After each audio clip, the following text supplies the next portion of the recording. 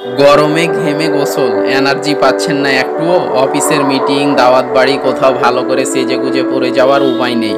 ঘামে সব ঘেটে ঘোয়া। অনেকের কাছে ঘাম মানে বিরক্তিকর। বিশেষজ্ঞরা বলছেন এই গরমে ঘামের উপকারিতা অনেক। আবহাওয়ার সঙ্গে শরীরকে মানিয়ে নিতে বডি মেকানিজমের একটি গুরুত্বপূর্ণ অংশ হলো ঘাম। এতে শরীর ঠান্ডা ও ডিটক্সিফাই হয়। সমীক্ষায় দেখা গিয়েছে অতিরিক্ত ঘামের সঙ্গে শরীর থেকে ইনফেকশনও দূর হয়। এই সময় শরীর চর্চা করলে যে ঘাম শরীর থেকে নির্গত হয় তাতে এন্ডরফিন হরমোন নিঃসরণ হয়, যা মেজাজ ভালো রাখতে সাহায্য করে। থেরাপিস্টের মতে অতিরিক্ত ঘাম স্ট্রেস কমাতে উপকারী।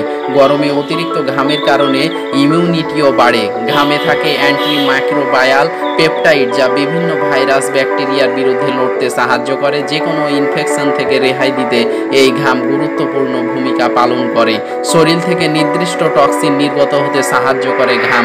অ্যালকোহল, কোলেস্টেরল এবং লবণের মতো পদার্থগুলি ঘামের মাধ্যমে বের হয়ে যায়। তো সকলেকেই ধন্যবাদ।